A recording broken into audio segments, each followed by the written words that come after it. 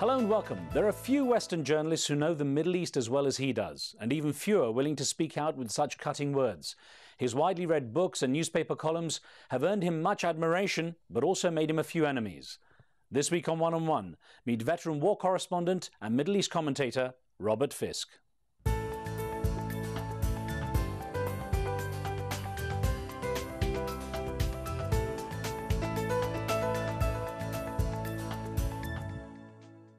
War and military service has been in his family for generations.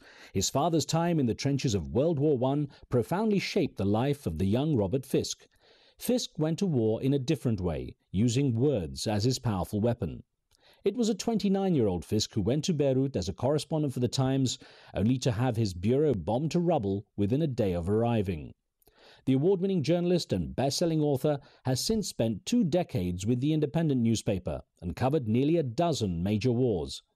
Fisk's landmark interviews include 3 with Osama bin Laden, making him one of the few Western journalists to have met America's most wanted man. But in recent years, even though he's become arguably the most decorated foreign journalist, Fisk has found himself lamenting the lack of real influence he's had in changing circumstances, particularly in the Middle East, saying that, on the contrary, there are no more sweet stories. Great talking with you, Robert. Now, the New York Times has described you as probably the most famous foreign correspondent in Britain. You've been bombed, you've been shot at, you've been beaten up. How has this made you a better person? Oh, I don't think it has at all. It's probably made me quite short-tempered at times. One suffers fools less well as one grows older, I find. That may be just, growing up a little bit. I guess you realize, how narrow is the margin between no problem, it's okay, and you poor guy, I'm sorry, he's dead or whatever. It's very easy to die. You quickly find out how easy it is to be killed in the Middle East. It's a very lethal area now, especially more so for journalists. And I think you do more and more, especially after I was quite badly beaten on the border of Afghanistan, you realize just how vulnerable you are, just how easy it is to go over that edge, and how very easy it is to die. And you have to start, you acquire different sort of perspectives on the world. I mean, most people are concerned constantly about their health. Have they had their annual checkup at the doctor? Well, when you get through an air raid and you come out alive, that's the last thing you're going to worry about at the end of the year. I know you say that we as journalists are taught to ask the who, where, what, when, why, and how, but that nowadays the why is missing. Yes, largely it is. I mean, that was very evident on 9/11. I was actually crossing the Atlantic at the time. My plane turned around, of course, when America closed its airspace. And what was very interesting is in the immediate aftermath, you could say how. You could ask the question how. Well, box cutters, tall buildings, airplanes. Or who? 19 Arabs who claimed they were Muslims. But the moment you ask the question why, and I did that night when I got back to Europe on radio stations, TV stations, if the interviewer didn't try to move back to the how and who, I actually got abused for asking why, that this was anti-American, pro-terrorist. In one case, someone actually said I was anti-American and therefore anti-Semitic, whatever that meant.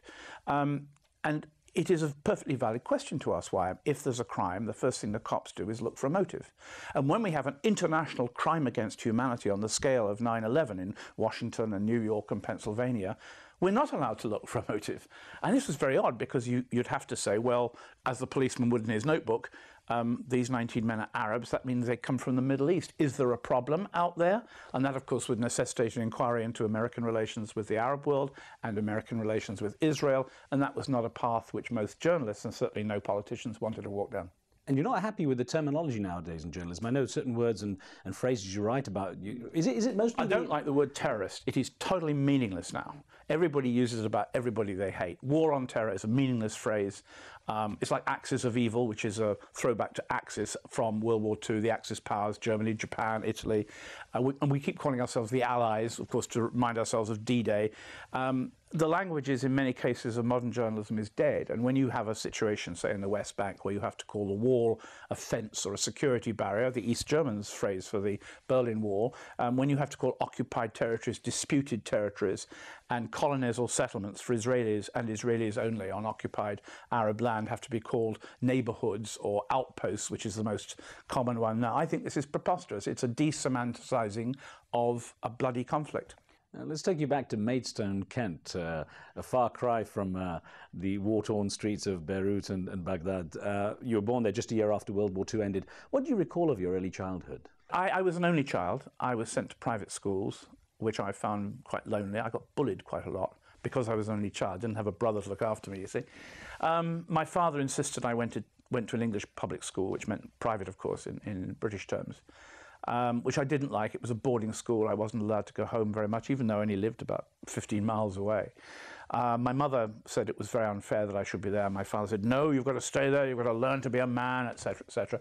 I learned to get very, very angry with my colleagues there, and most of whom were going to go into the army. In fact, several of whom did and ended up in Belfast when I was trying to expose what they were doing there. There was a throwback to school, I suppose. My father was much older than my mother, so he was born in 1899. Not many people today can say their father was born in the century before last. And he actually had a profound influence on the way you regarded war and everything, didn't he? Well, he took me back, starting at the age of 10, to the battlefields of France. And in fact, as he grew older, and as I grew older, I would drive him. So I know northern France and indeed Belgium very well. So by the time I went to my very first school, I knew all about the assassination of the Archduke Ferdinand in Sarajevo, which set off the First World War. I'd been across the battlefields of the Somme and the Marne. I'd been to Verdun, the great holocaust of blood in France in 1916, 1917. I'd been to Ypres in Belgium. I'd been to all the great graveyards. I knew that war was pretty awful. I did not regard it as an adventure or just a Hollywood movie. And as he grew older, my father began to read more and more about the First World War and found that the generals whom he'd admired were liars and crooks. And it had a very profound effect on him because he believed, at the end of the First War, he received, as it did all British and American troops, a medal for participating and surviving, and it said on it, the Great War for Civilization, which is why I ironically named my previous book by that title. And he actually believed it was. He really believed that in the short period he'd been in the trenches, in which in fact he was very badly hurt actually because he was bitten by a rat and they had to shave all his skin off, a rat that had been feeding on dead bodies. Right. And it obviously haunted him, but he did talk about it to me. And remarkably, for a guy who believed in law and order, courts, capital punishment and so on, he took a camera to the First World War against all the rules. And he was also told to execute a fellow soldier who had committed a murder. And he refused to do so. He wouldn't execute a fellow soldier, which is remarkable freedom of spirit for a guy who later on in his old age was very right-wing and believed in capital punishment. Your grandfather, as you say, your father and grandfather, your grandfather Edward, who was on the My father's father, yes, that's right. Yeah. He also had an influence on you, but as you say, your father never let you meet him, but you found a photo of him, and you identified him by yes, the way on the Cutty Sark, of course it was some months ago, it was badly burned, but on the Cutty Sark, when I went there I guess 20 years ago now, I was looking at the photographs of the crew, and I knew he was on the Australian tea clipper runs from Melbourne and Sydney to London and to Liverpool, and he would have been second mate at the time, and I looked at this picture, and just to the right-hand side was my face. It was me. And they say, that you look more like your grandfather than you do like your father or, grandmother or whatever. And even the parting was on the same side of the head. It looked like me, aged about 20 or 22. And that was him, of course. But it was quite astonishing to see that picture and to realise that this was, this was clearly the genes were right there. Your father wouldn't go and visit his father. Because he fell out with him, yeah. Right? And then you didn't get to see you on his deathbed, and you didn't get to visit your father. I wouldn't go and see him, no. I fell out very badly. As my father got older, he became more and more cantankerous. He would be very racist in his insults towards people, sometimes people who I knew and were very fond of. It became very difficult to tolerate him in the sense without actually exploding with anger, which I did a few times. And when he became very old, he also bullied my mother a lot. This may have been the medication he was on, who knows? When you get into your 90s, you can either be completely compos mentis, and he was, in a sense, but he had hallucinations, and it became very difficult. And in the end, my mother rang me up and told me that he'd died in a nursing home. I knew he was in the nursing home, and I wouldn't go and see him. And, of course, I went back to London, and she refused to go to his funeral even.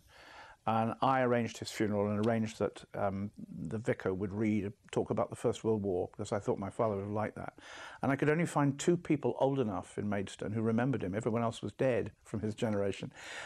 So he was cremated, and I went back and saw my mother, who I think later regretted not going to that funeral. But I guess, in a way, he features very prominently in my previous book, The Great War, simply because I wanted to sort of perhaps make up for my failure to go and talk to him in the last days. What price do you think you've paid for the job you've done? Oh, you become a very tough, hard person. You don't take fools gladly, as I said. And you become very tough with yourself. You have to take very quick, hard, dangerous decisions when you cover wars. And I think there's a tendency to carry over that system of decision-making into your own life, which is very dangerous to do. You can hurt yourself a lot. I think because I've done the same job, based in the same city, Beirut, in the same home, and not the same newspaper, but almost the same salary, I think you don't realize you're growing older. I still feel I'm 29, which is the age I was when I went to Beirut. You know, when you're 62, you can't wind the movie back and start again. You have to look back. And I remembered my previous foreign editor on the Times before Murdoch came and destroyed it. And he wrote me a letter when I was covering Portugal saying that our correspondent in Beirut was getting married. He and his wife wanted to move away, and he was offering me the Middle East. And I felt a bit like sort of King Faisal being offered Iraq by Winston Churchill, you know. And he said it will be a great adventure and lots of sunshine. He was certainly right about the second. But I did, sitting on my balcony, you know, 59 years later then, I did look back and say, knowing what I know now and what I've seen, which has been very grim, very distressing, if I got that letter now, would I say yes? And the answer was yes, I would. I'd take the job if I knew what I knew now. I'd still do it. I have more questions for you, but we're going to take a short break here. We're back with more One-on-One with Robert Fisk in just a moment.